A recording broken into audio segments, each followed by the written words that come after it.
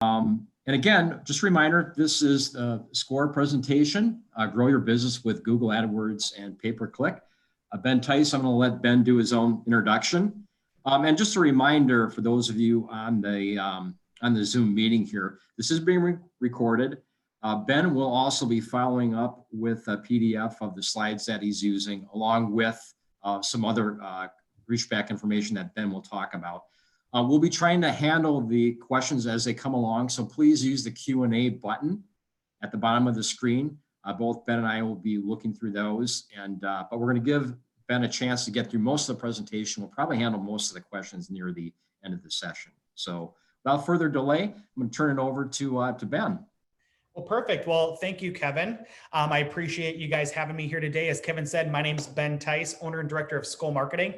We're a local Minnesota digital marketing agency. I used to work at Google, so it's really kind of a lot of the Google stuff. So we help clients get online with things like web development and design, and then enhance their online presence with things like SEO, SEM, social media, obviously Google Ads, which is essentially SEM, and all that kind of fun stuff. But one of my favorite things that we do is we partner with great organizations like SCORE to be able to present these different types of workshops and webinars to help people understand these different types of marketing and how we can implement them for our business, and pretty much educate you so you can make educated decisions on how to implement these things, figure out what's best for you and everything like that. So with that said, as Kevin just said before too, I just want to reiterate, if we can use the Q&A feature, if there are some questions, we might take a couple during the presentation, but just to be respectful of everyone's time and to kind of get through, we will most likely be having most of them at the end. Also know, as Kevin said, is we will be sending you kind of a thank you email that has not only the PDF copy slides of the presentation, but also an actual video one as well. So kind of, you'll have two different opportunities to kind of look and kind of digest the information we're going to be going over here today. So with that said, I want to welcome you guys all here, and we're going to be talking about Google Ads, search engine optimization, pay-per-click, and how we can really utilize SEM and all these different kind of terminologies that we're talking about here today to really kind of grow our business. So without further ado, we're going to go ahead and jump in and get started here. So what we're going to be going over is we're going to start with what is SEM. And so the thing is, you might have heard of some of these different phrases or, again, acronyms or whatnot, if it's PPC, SEM, Google AdWords, Google Ads, all of these different types of things, and really making sure we understand what that all means. And then really kind of, we're going to get into what are the different types of ad options? What, again, actually, how can we start setting up an account? There are so many different things that unfortunately won't be able to cover everything today, but the idea is to really kind of give you an overview and then even go a step or two further than that and have you actually start creating some of these accounts, and really at the end of this, have you, so you have a knowledge of what SEM or Google Ads are and how you can actually apply that to your business. So the first thing is, what is search engine marketing? So this is one of the things I like to start out with and just kind of get out of the way, is that, so Google their platform used to be called Google AdWords. So if you still hear Google AdWords, industry experts like myself still refer to that because it's so well known, but technically it's now called Google Ads. The reason for that is they semi-rebranded a couple years ago, and they did that because now not all of the ad types that you can do are based off of words. So with this is now it's called Google Ads. And if we go above that, search engine marketing essentially means that we're running ads on search engines. So we have search engine marketing technically at the top. Then we have things like Google Ads, Bing Ads, other different types of advertising models. Obviously today we're going to be mainly focusing on Google Ads and kind of what used to be called Google AdWords and kind of the system that's there. But you can also apply this to other applications out there too. Just like when we talk about search engine optimization, we really focus on Google, but there are many other applications and obviously other search engines out there that you can apply those strategies to. So some of the different types that you can actually get now under Google Ads is, yes, we talk about Google AdWords or the classic text ads, as you can kind of see examples on the right-hand side, but there are many other now types of ads that you can run, which are really great for your business because now you have different choices to look at to find something that's right for your business. So the first one is your classic text ads, which we'll be going more into today and talking more predominantly about. But we also have display ads where we can actually have images, retargeting where we can actually follow people around on the internet that have engaged with us with different types of ads. We can run ads on YouTube. Google owns YouTube, so now we have this great video platform and different ways that we can run ads on YouTube.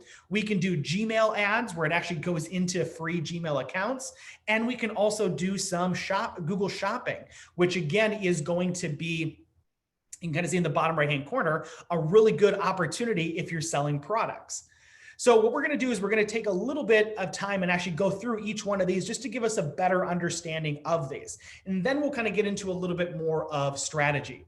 So the first one, again, is going to be Google Ads. This is your classic text ads on Google search. This is when I search for plumber and I see way at the top, there are 1, 2, 3 ads about, again, plumbers and a website that I can go to. That's what these are essentially talking about. These are the ones that Google essentially built SEM around. And essentially this is what Google AdWords is. What's really kind of nice is this is a very focused type of advertising model. Again, we have full control over everything. And again, we're going to go into some of this and you're going to see how much control we have all the way down to even the phrasing of different keywords. The idea is with Google Ads, you literally control everything. You're running those text ads, but you can control every aspect of it. Not much of it is automated. It's a lot of manual management for you to actually be able to do that. The positive of that, obviously, is that you can make that as specific to your business as possible. Now, sometimes the drawback, though, is it takes either skill set or time to be able to kind of continuously manage that at the level that it needs to. Also, again, we can run e-commerce. It's not necessarily location specific. We can, again, run, again, ads across the country, across the globe, and be able to actually go after multiple locations. So if we go to the right-hand side, just so you guys know, is if you found out after this presentation to say, hey, Ben, I love what I can do on search engine marketing with Google Ads, but I think like it's a little bit too much for me right now. Is there a platform that I can start with and maybe get my feet wet? And Google's actually, again, created a platform called Google Ads Express that essentially takes the full Google Ads system that we're going to talk about here today, and you just see at least the bullet points on the left and kind of scales it down and makes it easier for a small business to run. It was actually built for small businesses to be able to start to get into search engine marketing. What it actually utilizes is, again, you don't get to control everything, which again,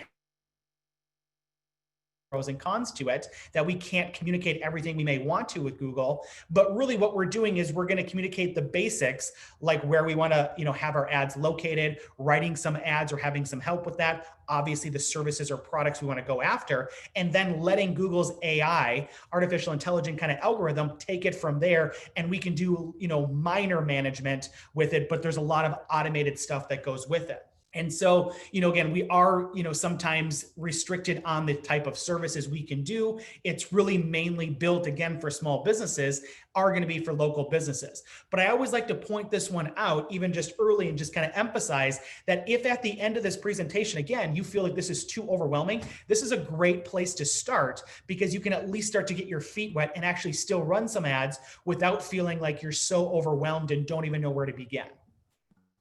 But going beyond that, there's also, now these two are actually related as well. So we also have a version called Google Display Ads. You probably have seen these if you go to really any type of site, the Star Tribune, New York Times, really almost all websites out there. If you see any type of banner ads that are visual, just kind of ads, either squares, rectangles on mobile devices, a lot of times you'll see these within apps.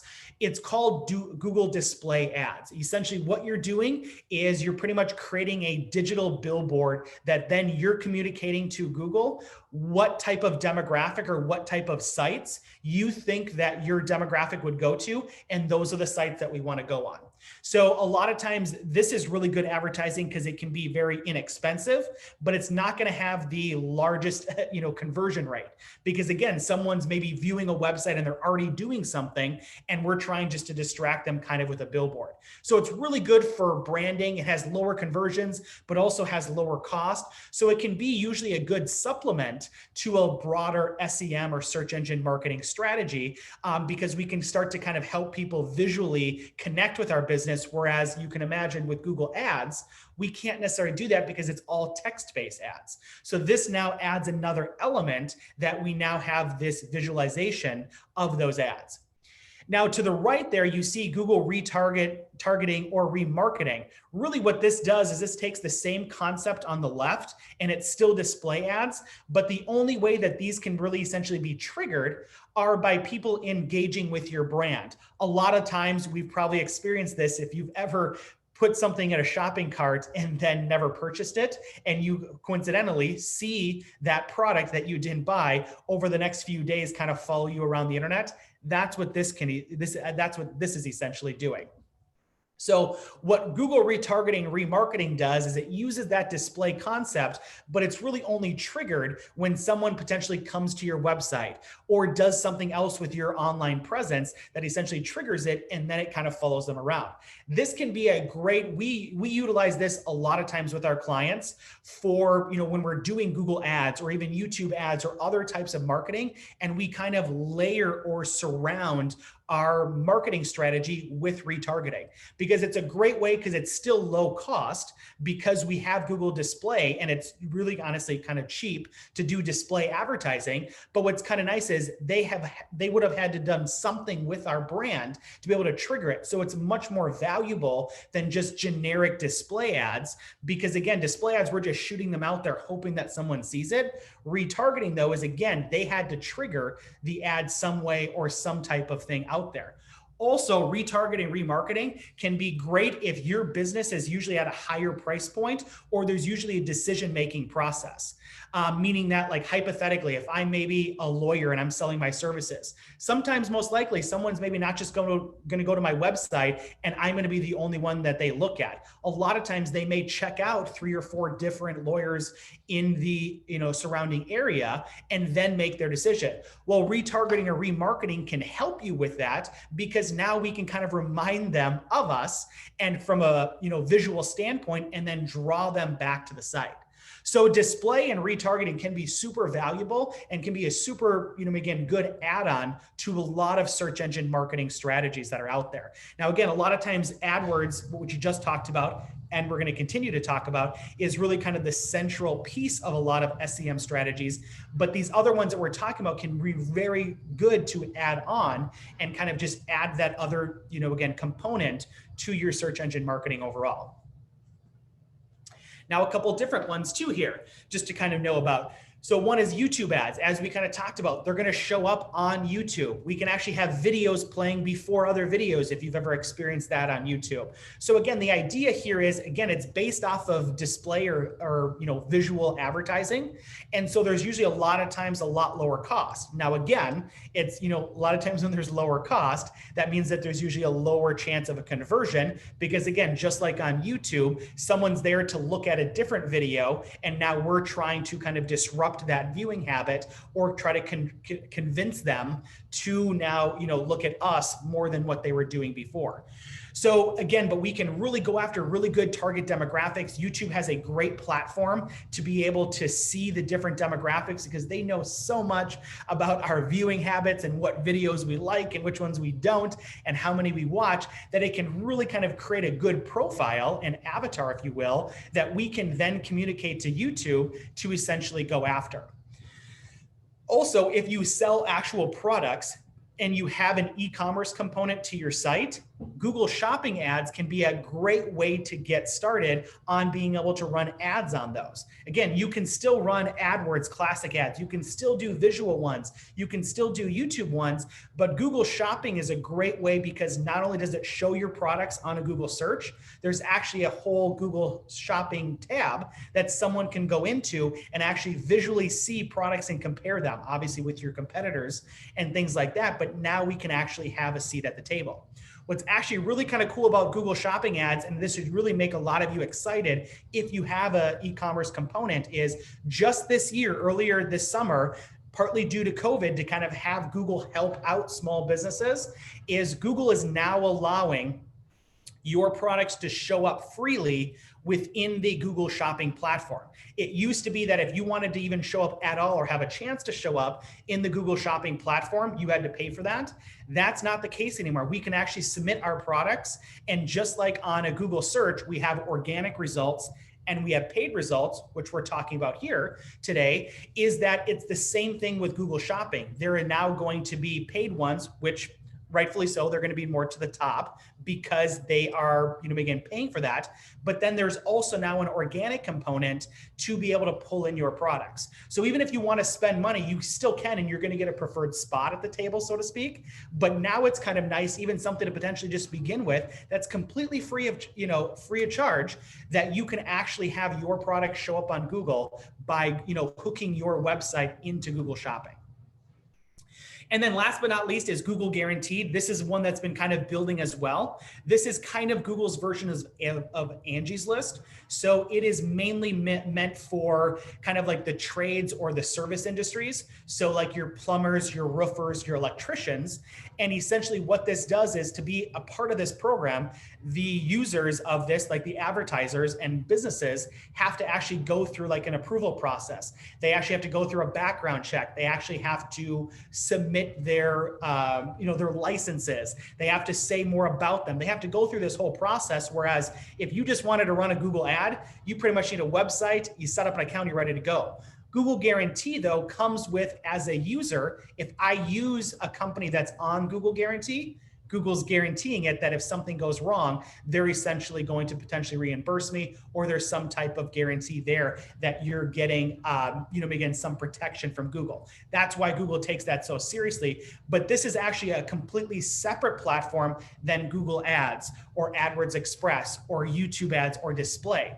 So the idea here is, you can kind of see is, yes, some of your businesses may have to fit within these. Like for instance, if we're e-commerce, we can only do Google Shopping. If we don't have e-commerce, that one's not going to be applicable. But the idea here is to start to look at this and maybe add on a small scale, maybe on a larger scale, start to grow into some of these. And if it's a matter of starting maybe with Google Ads and then adding Google Shopping or adding Google Guaranteed or adding display, or again, starting with a few out there as well. So the idea is understanding that there are a ton of options, and pretty much no matter what your business is now, there is essentially an advertising opportunity for you underneath the Google Ads umbrella.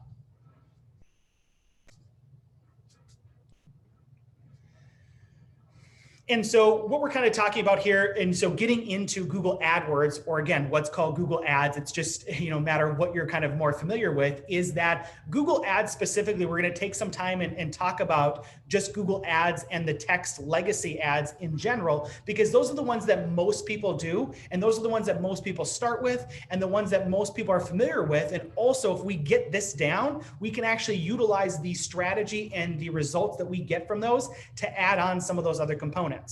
And so really the whole Google AdWords or text ads type of advertising is really based off of this graphic here, is where traditional advertising, even with the new display advertising, YouTube advertising, is that you're essentially, trying to find your demographic. You're putting up digital billboards. Offline, you're actually putting up billboards. You're sending out mailers. Well, what we do with Google Ads and Google AdWords and text ads is now we put the magnifying glass into the consumer's hand. So our ads are only showing up when someone actually searches for ours, and then we only get charged when someone actually clicks on our ads. This is where you get the acronym PPC, or pay per click. Again, these are the classic Google ads. This is literally what the entire system was built on. And this is, again, a lot of times of where people, essentially start. The other thing as a business, which is really kind of nice, and you can see an example is to the right, is that Google has tried to make these more and more inconspicuous and make these ads look more and more like actual search results. Back in the day, Google used to actually have a huge color background to these that was either blue, red, green that would really call them out. Then they started going to like kind of the badge system, and first they were yellow. Now, then they were green. Then they were kind of green, but inversed. Now they just have a black, again, logo there that just says ad. Again, people still, potentially know that they're ads, but as a business, it's kind of nice because now they're a little bit more hidden. And again, at the end of the day, if no one clicks on your pay-per-click ad, then that's fine. You don't get charged. So that's really what's kind of nice about it. Another misconception about Google Ads that I like to kind of tell people about is that it's based off a daily budget, not a monthly budget. Now, I know a lot of us in business work off a monthly budget, which is great, but you have to remember that when we run ads here, you have to essentially divide that by 30 and then then there you have your daily budget. So we want to make sure that we have that, again, budget there. The other thing too is, to be frank, is that we have to have at least a minimum to kind of get going. Now, again, it's going to be dependent on the industry. It's going to be, there's some other factors. Oh, excuse me. Just go back there. There's going to be some other factors that are kind of involved along with that. And so, but I can give you some baselines to kind of look at. If you're like, hey, Ben, okay, I think I want to do Google Ads. I want to give this a try. What are some things that I should at least start to know or to think about when I'm looking at Google Ads? So a good, again, for classic Google AdWords and Google to ads and the text ads, if you're going to do the full, again, platform, is you're really going to want to try and get a budget of around $500 per month. The reason for that is if we divide that by 30, is that gives us about $16.66 per day. Well, on average, a cost per click across all industries, and again, we're talking across all industries, is that it can definitely waver, is that a lot of times it's $2 to $4 cost per click. So again, if we do the math, we're looking at maybe we can get 4 to 8 clicks per day. The idea is that that's with $500. Now you can see if you go down to 300, 250, whatever, now we're starting to chop those numbers in half. And if we don't have enough, if we don't have enough in there, our account essentially just sputters. So again, one of those things there, if you do have maybe a very small budget, it might be more advantageous for you to start with an AdWords Express or something like that, that we can get a little bit more out of with a lower budget. But if we want to, eventually you want to get up into Google Ads and the text ads and really kind of the classic or legacy ads, with these is just knowing that a good, again, budget to start out with is around that $500 mark for those reasons that I just kind of talked about. The other thing to know too is, and we're going to kind of go through this on how to help you improve this, but all of your entire account with Google, as well as every single ad in itself, is essentially based off of a quality score. And what that means is, how well does your account and how well do your ads connect you to, how well do you look to Google is really what it kind of gets at. And so we want to have a higher and higher score, because the higher score we have, the better, again, placement we'll get with ads. And a lot of times we can actually sometimes even get a lower cost per click. So essentially our ROI on our ads, our return on our investment of time, energy, and budget now actually increases if we increase the quality score. Now, again, I'm sure you're asking yourself, well, Ben, how do we actually increase the quality score? And we'll be going over that here. And some of that's with how we set up our account, how well we manage it, how well we do our ads, but also how well it's connected to your website. And that's where you see the SEO there. Knowing that having, again, good SEO actually impacts your ads. Having ads does not impact your organic ranking. So it's a one-way street. The idea is that SEO is like having a long-term business relationship with Google. We do a lot of workshops on SEO, and some of you guys may have actually seen them, and we use that analogy all the time. The idea behind this is that if you have a better business relationship with Google, they are going to trust you more, thus your quality score can increase. So it's important just to kind of understand some of those things and how all this kind of starts to work together. So the first thing to kind of look at is when you start a Google Ads account, there are a few things to kind of know just as you're starting to do these, which can help you, you set up your quality score and increase your, chances of doing better, but also just your overall knowing kind of your options and knowing what to kind of focus on. So the first thing is your different type, your network type. So this is one that comes up very early when you're setting up your Google Ads account and wondering which network I should look at. So you either have network only or network with display select. Now, the difference here is network only is mainly going to be that you're showing just up on google.com. Network with display select is you're essentially tapping into Google's partner network where your ads can show up on other sites or other search engines or other different things like that that Google has relationships with. I honestly, like a lot of times, like to tell clients right off the bat to start with search network only first because you can kind of control it more. And honestly, at the end of the day, most of us are probably going to have a better value by having more of our ads show up on google.com than some of the other networks that are out there. And so for my recommendation would be looking at that search network only to really kind of start your ads and to really kind of be a little bit more focused. Again, as we're running those different types of ad campaigns and ad groups, which again, we'll get into what that all means. Also, you can actually control which devices they are on from a preference standpoint. So all these things that we're going to talk about here, you get to control. So from a device standpoint, you may say, hey, Google, I know, I'm an electrician and I look at my Google Analytics and I have 75% of my customers coming in through mobile. I want to run more of my ads on a mobile device than a desktop. Well, we can communicate that to Google. And maybe it's the reverse. Maybe you're a much bigger B2B kind of company and you're like, you know what, I really want to focus on the desktop because, how my clients are going to do that, they're not going to get the full experience if they view it on a mobile device. So again, what's really kind of nice, and this one's super important, is I always recommend look at your Google Analytics first. Go do some research to see how people are searching you to begin with, which can give you a little bit more information of obviously how they're viewing your site, but maybe where you want to go with this. Also knowing though that just because that may not align with what you want to do, you can obviously target any device that you want. Hypothetically, meaning that if you did have 75% of people coming at you from a desktop, but you're like, hey, I really want to increase my mobile conversions, or I really think that there's some value going after them, then again, you can kind of, decide to go after mobile as well. So you get to kind of decide and you get to kind of communicate this to Google from which device you want to prefer, how well you want to prefer it. And I should clarify is when we talk about devices, there are 3 different types of devices. We have desktop, mobile, and tablet, kind of when we look at that kind of stuff. But really, you're mainly going to be dealing with, or you'll see that on your Google Analytics, desktop, mobile, and tablet, but you're really just going to be deciding between desktop and mobile when we get down to it, when it gets to a lot of the ads for just, again, the majority of your traffic is going to come from those 2 sources. Also, another huge one, especially if you're a small business, is to make sure you pay attention to your location.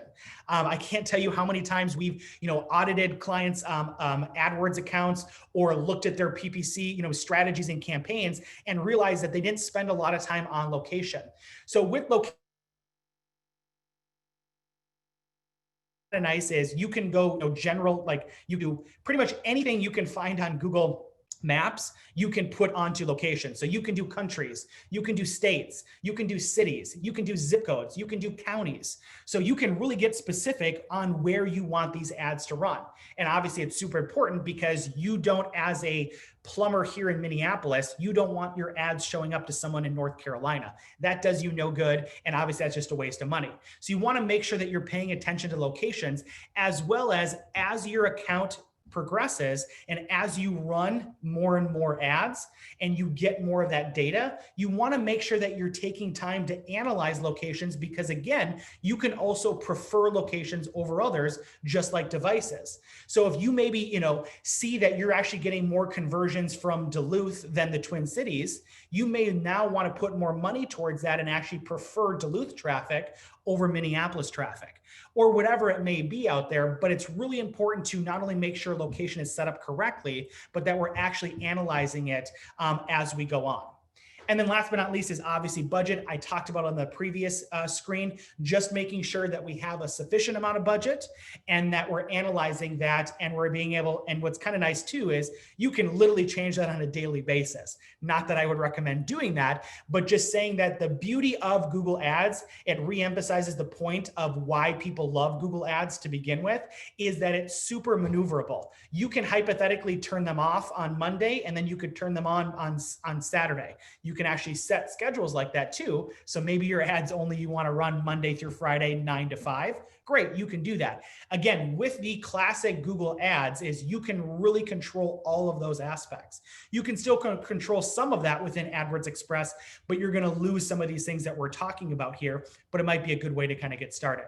But really, again, just focus on making sure that we know what type to do, knowing that we know we can prefer different devices, different locations, making sure we have a sufficient amount of budget to really kind of get started if we're going to take Google Ads seriously.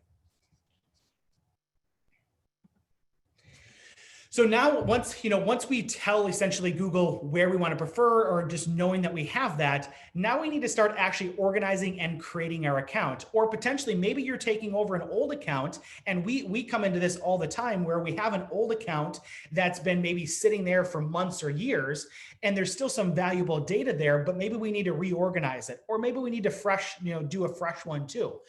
But so just so you know how Google Ads essentially hierarchies these different types of components that you see here, is way at the top is your account. That's obviously your login. That's, again, hey, I'm business X and I'm going to start a Google Ads account. That is, again, that's your main account.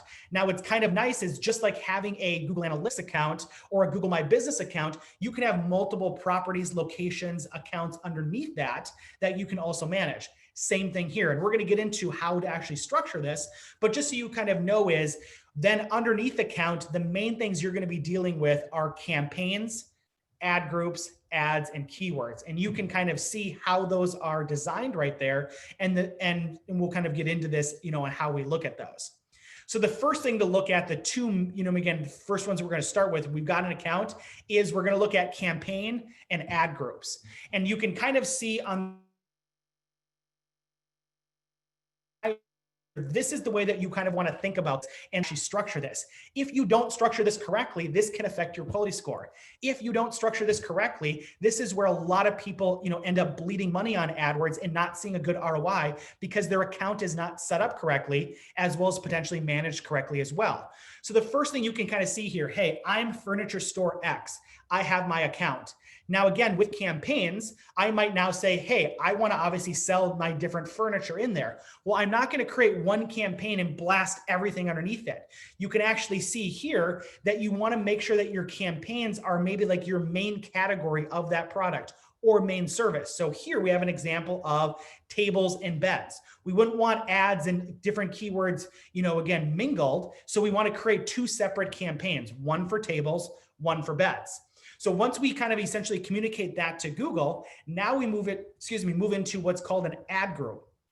An ad group then is going to be specifically when someone types in a certain keyword, it's going to pull up an ad, which is right underneath the ad group. So here's an example here is I have tables, but obviously there's a big difference between someone looking for a coffee table than a bedside table. Now, again, they're both tables, so they're going to go underneath the table campaign, but now we have an ad group for coffee and we have an ad group for bedside.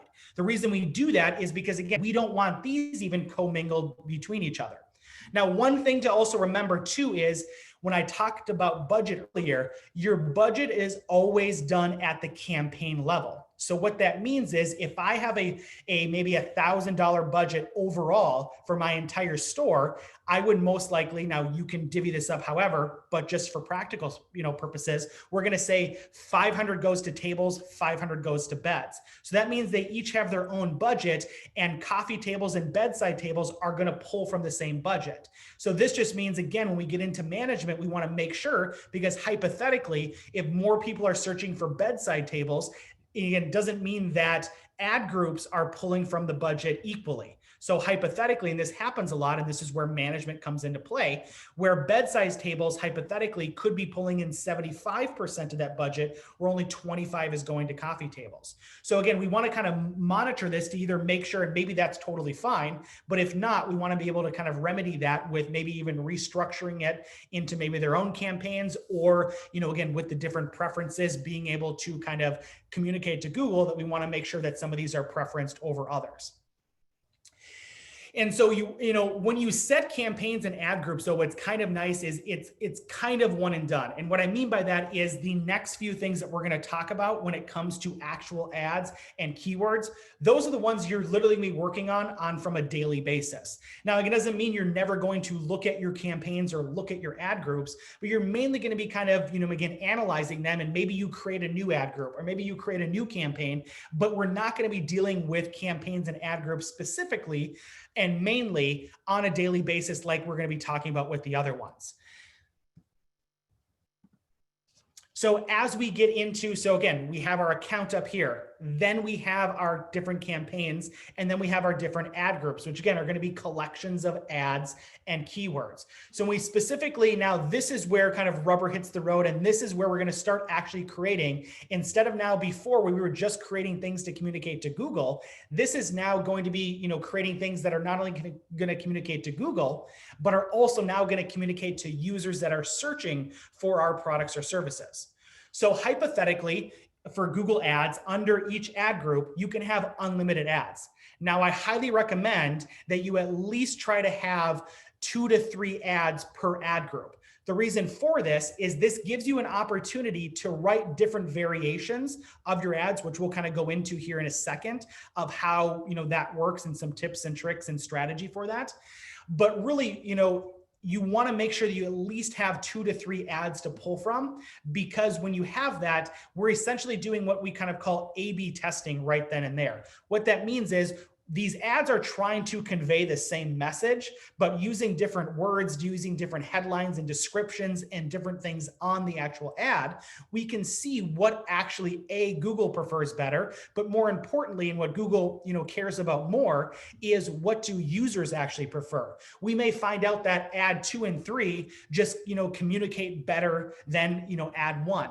And so it gives you more options, instead of if you were just to go with ad 1 and it doesn't really communicate. Now we're, again, selling ourselves short because we can't get the full value of it because we didn't have some variations.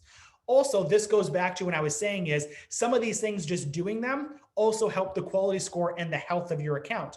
Google likes to see approximately 3 ads per ad group, and that helps us and makes us look better to Google. Not only obviously giving us a better chance to potentially, connect with a user, but now even connecting more and more with Google as well. Here again, bringing this back up, we can have mobile ads and desktop, and we can actually prefer them. We're writing these different ads for that. Also, we'll get into this kind of there, but what you do with ads these days is that you create several different headlines. You create several different descriptions within the same ad, and then Google kind of gets to pick and choose and does a bunch of different variations even within that own ad. So now then you times that by 3, and there are now multiple different types of variations that people could be seeing. Again, what this does for you is this gives you a better opportunity to connect with users. Also know that, and some people may not realize this, but every time you do an ad, it actually has to go through an approval process. It needs to make sure that we're not running an ad for something that's inappropriate or isn't allowed. It needs to make sure that it's following the guidelines and everything kind of like that. Now, they're usually pretty quick because obviously if you're willing to spend money, Google wants to get you going as fast as possible, but it's making sure that we realize that there is a little bit of an approval process. And then last but not least is, I know I've been saying quality score how many times, this is where you're also going to be able to see as your ads start to run, there's literally going to be a column that says quality score for that ad. And so you're going to be able to kind of see, again, the different types of quality scores that your ads or keywords are being able to kind of pull from that. So now that we've talked about all these ads so much, is one of the most important pieces, and honestly, one of the biggest things that offering value is, how do we actually write these ads now? So a couple things to kind of remember. Again, we're going to have multiple headlines and multiple descriptions, and then Google's going to kind of use those and kind of scramble them kind of together. And so the first thing to realize is we do have character limits. So you can see as an example here on the bottom left of your screen that each headline has a cap of 30 characters. Now, remembering that a character is a space, a letter, or a punctuation. So it's a very short and to the point type of heading. And we have 3 opportunities here. And so the idea too is, remember, anytime you're filling out ads or creating ads, you want to fill out as much as possible, and you want to give Google as much information about your, again, your ad, which is going to be about your product or about your service. So you can kind of see here that, we have parking lot cleaning, parking lot striping. We want to make sure, and we can even play around. Maybe we add an MN, maybe we add local. We can add some of these other kind of keywords that we think that might not only help us communicate better to Google, but again, might help us better communicate to users as well.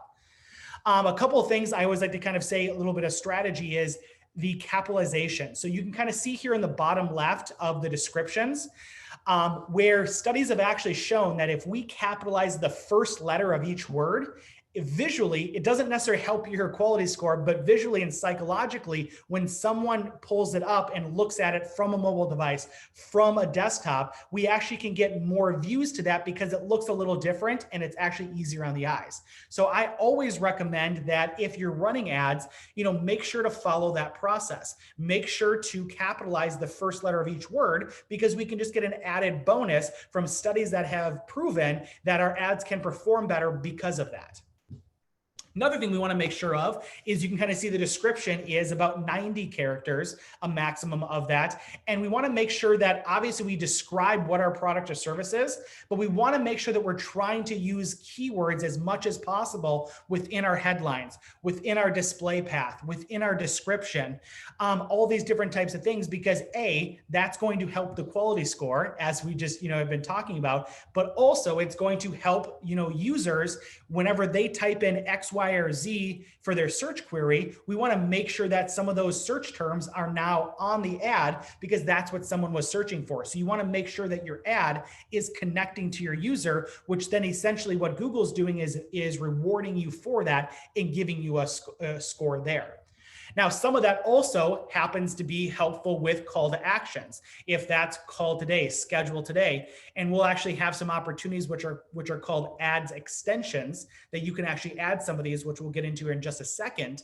But the idea is that not only do we want the keywords in there, we also want to make sure that you have some type of call to action, some type of, again, hey, purchase now, call now, schedule now, whatever it may be. And what's kind of nice is even something as small as what we just talked about with schedule now isn't that many characters and can be placed at the end of maybe one of your descriptions or whatnot.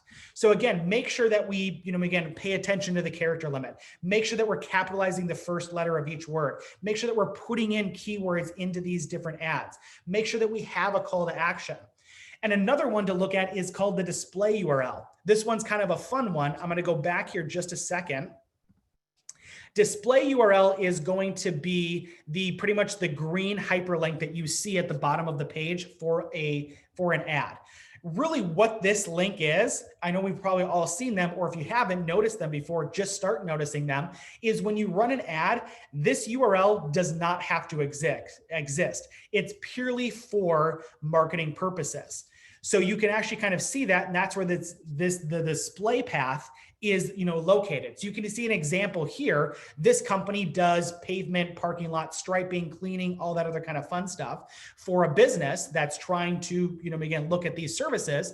And within that URL, we can essentially make up a URL where we can say, hey, here's another opportunity where I can put another or 2 keywords in there. So the display URL is one that we see a lot of times people miss out on because they either leave it blank because it's not required, or they don't fully take advantage of it by putting in some cool keywords that not only visually can help a user attract, them to your ad, but also can potentially even help your quality score within that as well. And then last but not least with the URL though too, is you can kind of see that at the top, wherever you send somebody, it's called a final URL.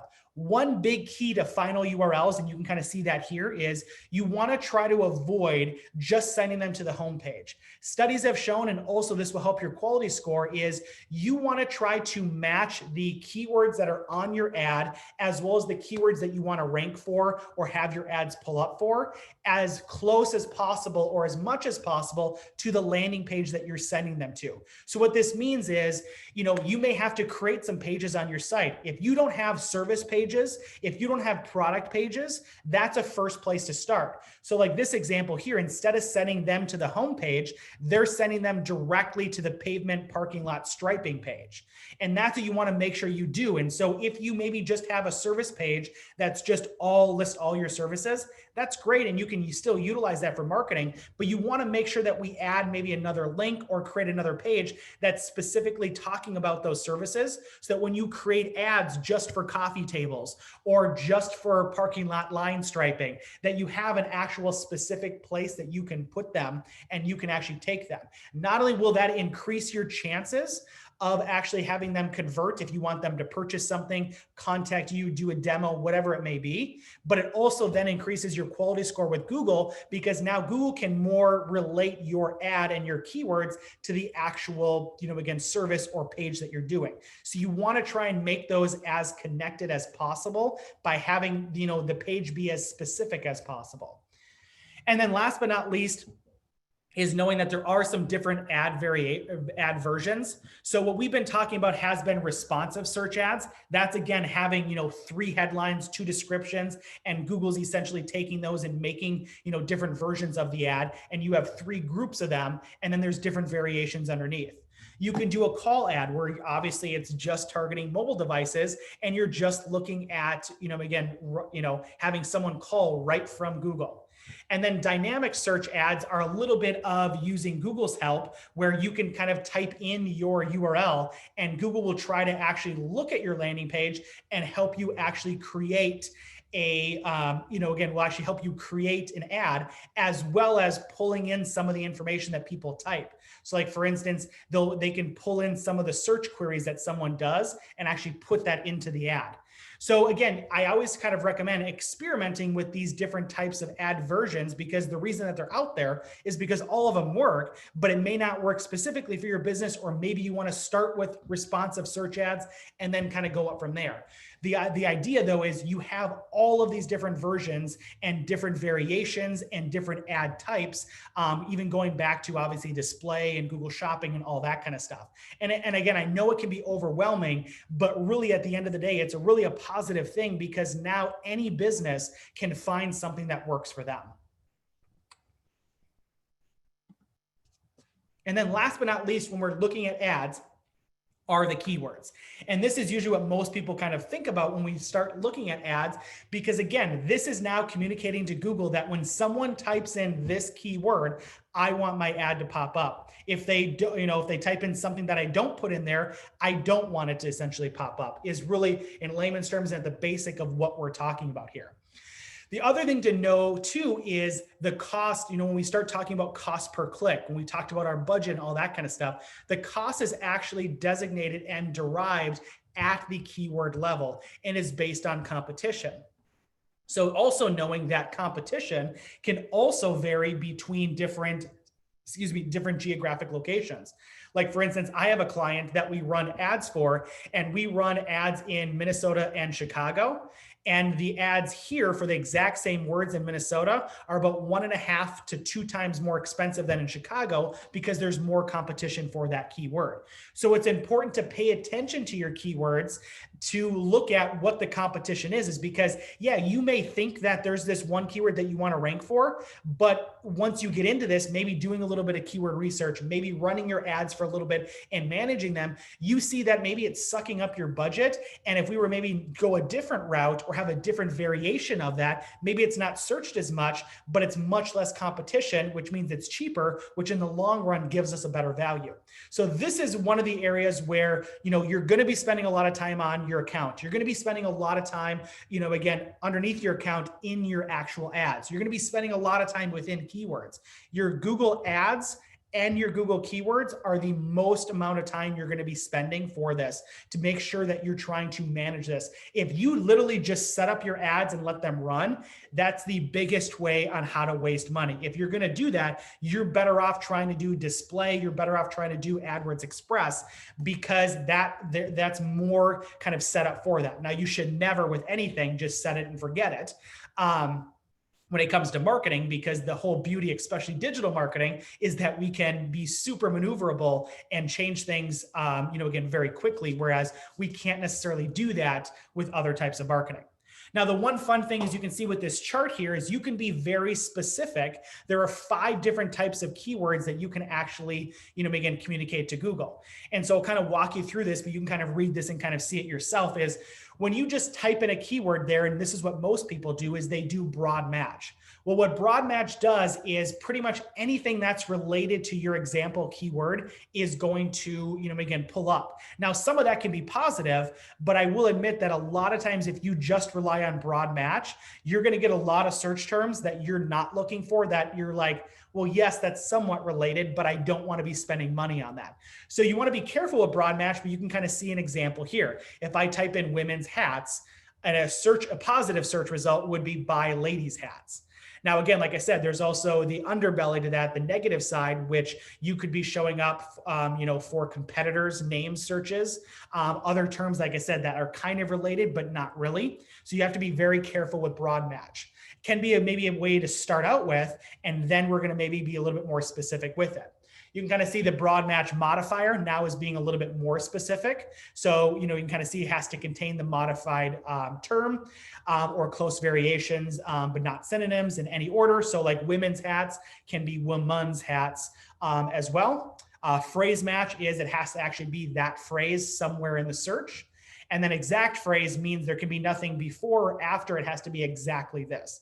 I will say a lot of times where you're most likely going to get to, dependent on your industry, dependent on your company, but a lot of times broad match modifier and phrase match, kind of more in the middle there, where we get some, again, modifications of them and restrictions, but not restricting it sometimes too much, is usually a really good place.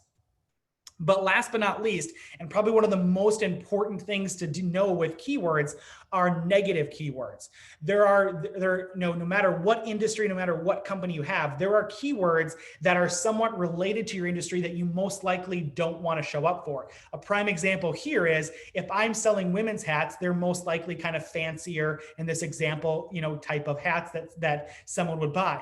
I'm not selling baseball hats or baseball caps. So what I can do is that I can say anytime someone uses the word baseball in their search, I don't want to be, again, I do not want my ad to show, because that's essentially, I know that if someone types in that, they are not my customer. And so you can not only put those in at the beginning, but this is also where you're going to probably want to play around with, again, on a daily basis, on a weekly basis, on a bi-daily basis, looking at the different keywords that are coming in and then placing them correctly into their own box. Meaning that if you see, you're going to be able to see when someone types in X, Y, and Z, you can make sure that, okay, I just paid for me to show up on X, Y, and Z because they clicked on it and it charged me this much. Is that something I want to continue? Maybe I want to actually put one of those into a negative keyword because I never want to show up for that again. Maybe I want to be more specific with my keyword because it's kind of right and we're on the right path. And so I don't want to negate anybody there, but I want to make sure that Google's giving me to the right spot. So this is where a lot of the work kind of comes into play. And again, like I say, like if you do, again, really take this seriously and you really want to dive into this, this is where you can be looking at things on a daily basis, every couple days, every week, to be able to kind of modify this. Because again, if you set it and forget it, you can kind of see here, again, since keywords are where your cost is derived from, you can waste a lot of money if it's not managed correctly. Also know that there is a mini process for keywords too. You submit your keywords there. They kind of, they're obviously going to go through a process just to make sure that they align. A couple things with it too is it is kind of nice is as you start to type in some keywords, it will actually give you a suggested keyword list too. So you can kind of pick from that. It's not perfect, but a lot of times you can discover some new keywords and be like, oh, I didn't think of it that way. Let me also include that one.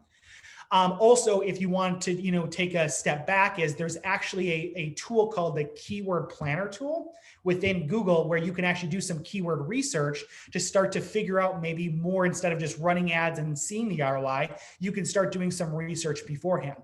So you can use the Keyword Planner tool. Two other, another really good platform to kind of utilize these on is either Moz, M-O-Z, or SEMrush, are two other platforms that you can do some more keyword research on as well to kind of be able to figure out maybe initially where you want to start. But again, hypothetically, you can just kind of go in there and start. Another thing to know too is on ads, you cannot use copyrighted or branded terms. So obviously, again, you can't use anything that's copyrighted or a competitor's name, but you can actually have those in keywords. So hypothetically, if you have a competitor, you can actually run a keyword on his so that if someone types in his business, then obviously you have the possibility to have your ad show up there. Now there's some strategy that kind of goes into there and you want to be careful on how you do that, but just knowing that you can't use copyrighted or branded terms in your ads, but you can actually do them in your keywords. And then last but not least, as we start to kind of look at this, we also have ad extensions. And so really what ad extensions are is to kind of figure out is what is your goal? So for this type of ad extension, and really what ad extensions are, is they are extra essentially ad space or different types of components that we can add to the ad that we just got done building. So if our goal is to get customers to buy from your business location, well, hey, great. We actually have three, again, opportunities that you're seeing right here.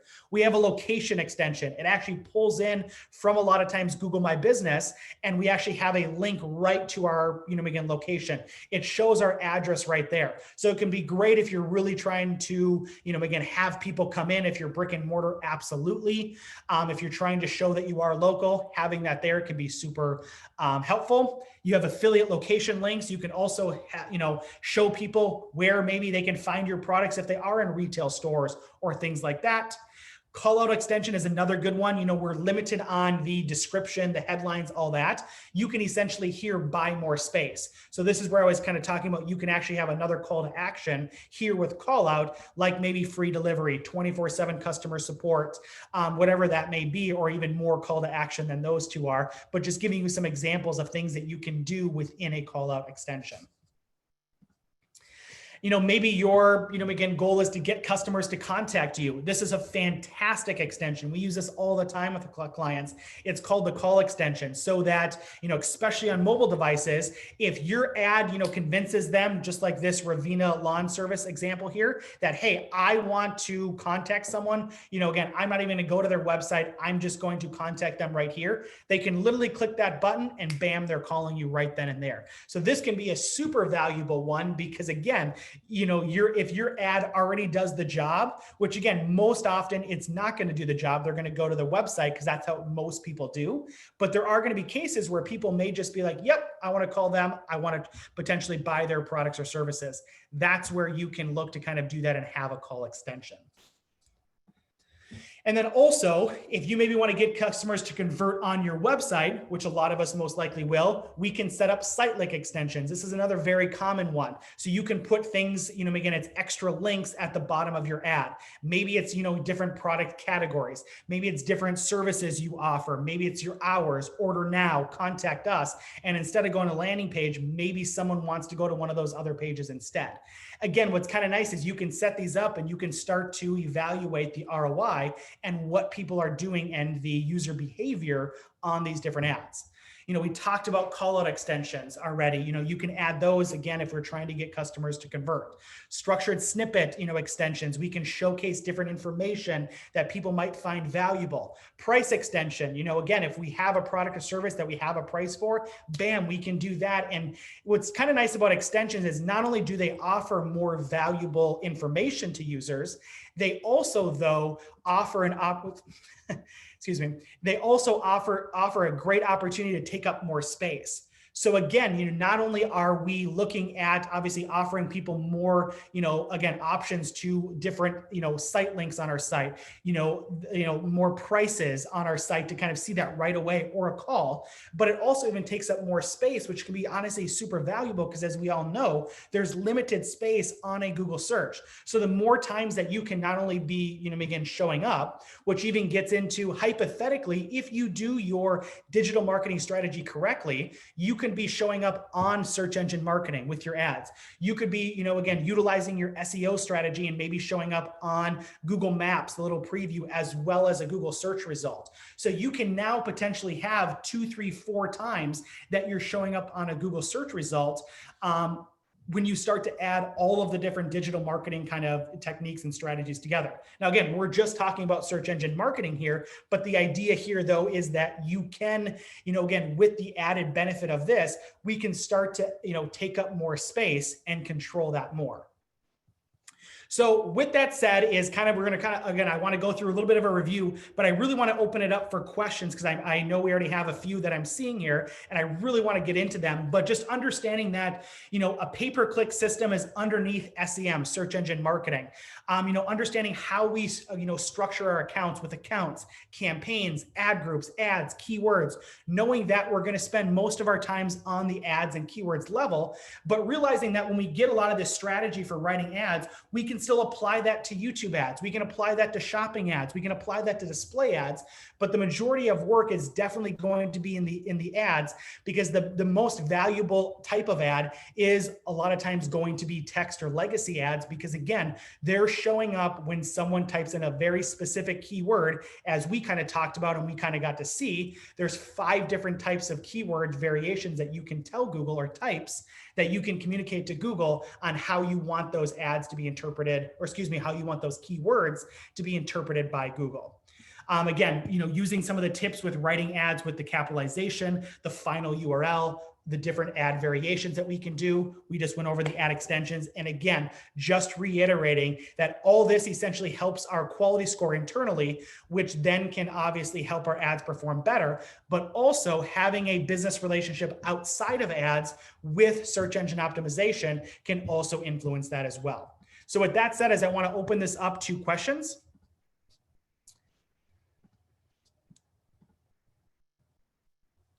So Ben, a couple have come in under the Q&A, and maybe I'll just direct you to Sarah's started one at the top for retargeting. I don't know if you see that as your first one near the top. It's for retargeting does the potential. It's actually unfortunately not coming up for me, and I want to make sure that I'm still continuing to share screen. I don't know why it usually does, but if you could read that to me, that'd be great. Sure. Yeah, happy to. So for retargeting, does the potential client need to click within my site for Google to start following, or could they just land on homepage? So the answer to that is actually both. So you can set it up. So sometimes we set up to, remarketing or retargeting ads to be where it's only predicated on ads. So, if they click on an ad, then we start a retargeting campaign. But you can also have one that if anybody comes to the website, you can also retarget them. So the beauty of it is the answer is yes to your question, but you get to actually kind of control that, and you can be very specific on who you want to retarget or remarket to. Okay, great. This is a general question from Lisa. How do we do keyword research? Is there a website to show, or I imagine educate on how to do keyword research? Yeah, so we actually talked about that. So there's 3 different options that you can utilize. So one is Google actually has a tool called the Keyword Planner tool that you can actually go through and do some Google research and keyword research within the platform, and it's completely free. The other 2 other third-party tools are called Moz or SEM Rush. And those are going to be freemium models, meaning that you can do some free, but if you really want to dive into it and get into it, you have to pay something. So between those 3, absolutely, again, and I always tell people the more research you do and the more things you're going to, do at the front end are obviously going to save you, because if you just put in a bunch of broad match keywords and see what happens, you're going to spend a lot of money, especially if you're not paying attention to it as well as the system's running along. Okay, great. Another one, Ben, can you explain impression share when bidding against competitors? I'm sorry, can you say that again? Yeah, the term here was, can you explain impression share when bidding against competitors? Yeah, so well, essentially impression share is just going to be obviously how many impressions you're getting or the percentage of, impressions you're getting compared to others. So there's actually a chart when you start running your Google ads within your ads account that actually shows you how you're comparing to other competitors. And they'll actually give you some examples so you can start to kind of see. Now, again, I'm going to be honest, that a lot of this can be predicated on budget, that obviously if your competitor's spending 10 times you, they're obviously going to have a lot more of the impression shares. So but what's kind of nice is you can actually track some of that within your Google ads account and kind of your dashboard. It's a predetermined report that you don't have to ask for, that you don't really have to look for. It's right on kind of the homepage when you start writing them and you go into Google ads. Another one, how do we know which words are not allowed that are considered copyrighted? Example, realtor. How do we know which words are not allowed that are considered copyrighted? Yeah, and so again, remember, this is only going to be for your actual text ads. And unfortunately, there's not really just a one place you can kind of do. How you'll know, to be honest, is Google will flag them, again, what we talked about, where it goes through approval process, and they would essentially tell you, and you need to modify that or remove that. So some of those I always tell people is again, it's not like you can't come back, or it's like, Google's just giving you a warning. It's not like it's a bad thing if you have an ad, again, get suspended or say, hey, we can't move on, you need to fix this. It's really Google's job to try and help you to say, hey, we want to run this ad for you, but this keyword is throwing it off, in your actual ad. You need to change that to do it. Like, for instance, also some things that can happen is like if you capitalize every word in your ad, or you'd use dollar signs 3 in a row, to try to draw attention, or use emoji, things like that, Google will actually flag those as well and let you know. So the short answer is, if you put them in there, then Google will essentially tell you from that. And maybe a question related to that, Ben, is how fast is that feedback from Google when you submit your proposals and they come back? Yeah, it's usually within an hour or so. Okay. Because again, like I said, they want to get you going, because at the end of the day, that's how they're going to make money. Got it. Is there a benchmark or typical response rate that tells you your ad is effective? Yeah, that's actually a great question. So the one thing you want to look at is called the click-through rate. It's the CTR. And so what that is essentially telling you is how many impressions you had, how many times you showed up, which again is, remember, free, and then how many clicks you had, which is when you're, again, being clicked on, and then it's going to give you a percentage. So normally when you start looking to run ads, you want to at least be at the 1%, which may seem low, but this is really what, successful campaigns can kind of grow into. So you want to make sure that you're hitting at least a 1%, but ideally a good range is usually a 2 to 4%. And then really above, 4%, we really get into the excellent. And if you can get to double digits, which gets really hard, then it's, again, it's phenomenal. And so, again, first foray into it is we're going to try to benchmarks. We're going to want that. You may come out of the gate at 1.7, you're already there. But now then we really want to look at it that, and this is where, like we were saying, we have different ad variations, because if one ad maybe has a 0.9%, but another one has a 2.7%, well, again, we may even want to pause that 0.91 because it's just not connecting with people, or more often than not, you want to try to modify that one to try to perform, get that to perform better. So that would be kind of the benchmark to look at, that 1, 2 to 4, again, up to 10, and then, again, double digits. Here's a question from Sam. Sam had to leave. He's asking about information specific to display ads. But what I'm going to suggest, Ben, is that everyone on the call will have the PDF, and also this session is being recorded. So I would direct Sam to take a look at your section where you did talk about display ads. Yeah, and again, and I'll just reiterate too, is guys, if you have more questions, this is probably one of the most complicated, either, again, things that we talk about and do presentations on, as well as probably one of the more complicated Google products that you're going to, deal with, more complicated than Google Analytics, more complicated than Google My Business, probably just as complicated, again, in a different way than search engine optimization. So, if you guys run into questions or have that, please feel free to obviously, reference this presentation, but also reach out because I know a lot of, we're trying to cover a lot probably before many of you have even started doing that. And obviously questions kind of come up there. Also dependent on your industry, your location, B2B, B2C. There's a lot of different variables that are going to change all these that obviously, again, I have to give advice that kind of goes to all. And so some of those more specific ones are, again, can definitely be brought to us. And actually with that, I just want to offer this. So we do this after all of our presentations, is that we offer a free consultation. It's not a sales, again, pitch. If you want to talk about our services, awesome. But we know that, again, because of those different variations, because we know that a lot of these are heady subjects, if you want us to just kind of chat and we want to look at your account and give you some free advice on which way to go, that's what we're here for. So I encourage you to take advantage of it, where it's literally just scheduling some time with us, no obligations, anything like that. It's really meant to help you for like actually some of these questions, or if you're actually getting into some of this stuff and you need some, again, questions answered, or maybe it's even a different Google product, I highly encourage you. And all you have to do is just reach out to us an email and just reference that and say, hey, Ben, I'd love to take you up on one of those consultations. I've got this problem. I just really need some help here. So I encourage you guys all to take advantage of that if and when that time comes. Great. That's very helpful. And Ben is showing his contact information on the screen. And they can use that to contact you, I assume, Ben. Absolutely. And then you'll also be getting an email from me, a thank you email with all the resources. So you also have that as well. Also, obviously, you can also always find us on social media, on the website, and various locations too.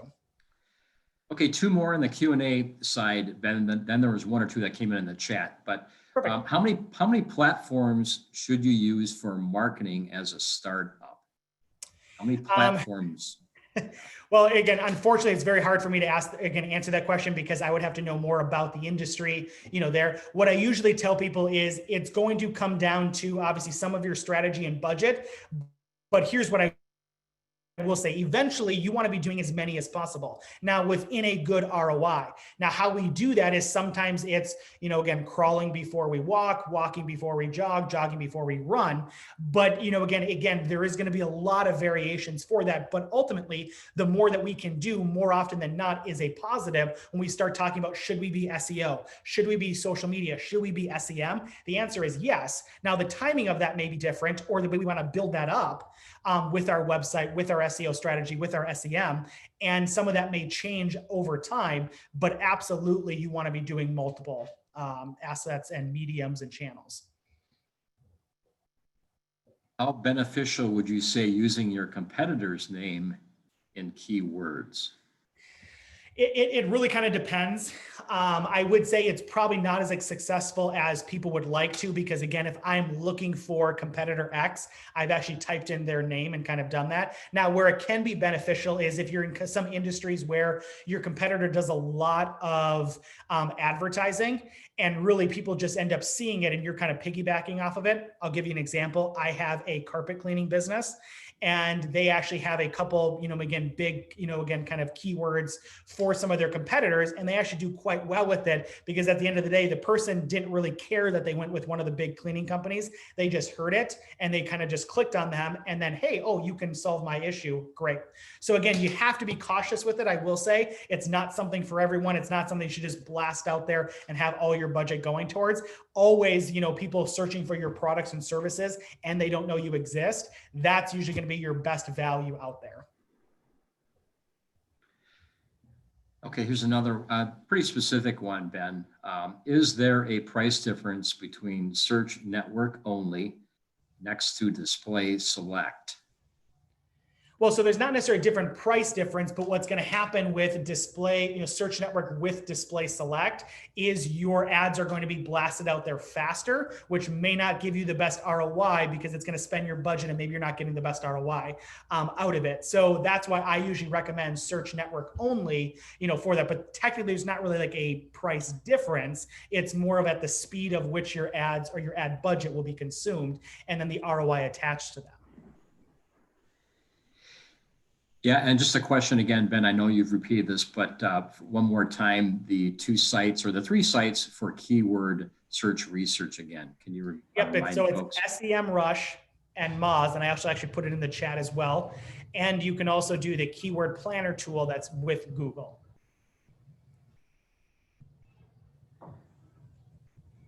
All right, I think that covers, there's a couple other specific questions, Ben, but I think for the time that we have and your offer really to handle these specific questions personally, I think is a great offer.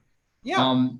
And also, I'm just going to say for those on the line here, also just a reminder that for Score, Ben is a frequent presenter on Score, and we really appreciate his expertise and appreciate his promise to get back to you with specific questions. Just a brief announcement that the Minneapolis and St. Paul chapters of Score have been merged. So there's one organization that's now under TwinCitiesScore.org. And so what I'm going to do is offer to everyone basically the new address. I'm putting it out there in chat so you can see. I'm putting out there the new Twin Cities org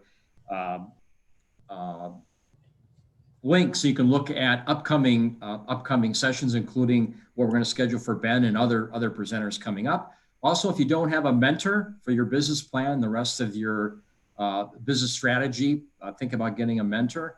And you also look at the full calendar of other presentations coming up. And so I'm going to thank Ben. Ben, is there anything else you want to leave folks with? We've talked about this being recorded. Your documents are going to be sent to them, but anything else you want to leave the audience with? No, again, I just want to say thank you guys for having me. Thank you guys for tuning in. Like we said, we'll be following up. And if there are any other questions that do come up, again, honestly, that's what we're here for. Our passion is really kind of helping the community. If we can help you further, great. But that's why we do these, and we really just want to help. So feel free to reach out if you do want to schedule one of those sessions. Just reach out if you just have a question. Also, reach out if you just want to look at our YouTube channel, which has a bunch of different workshops and webinars that we've recorded and done. Check us out on social and our blog to be able to kind of get more information, because obviously we're just talking about search engine marketing, but I alluded to so much more. We have so much content around YouTube and just video, social media, search engine optimization, Google Analytics, and the list goes on. So I want to thank you guys all for coming, and you guys have a great day. Skol. Yeah, thanks, Ben. Take care.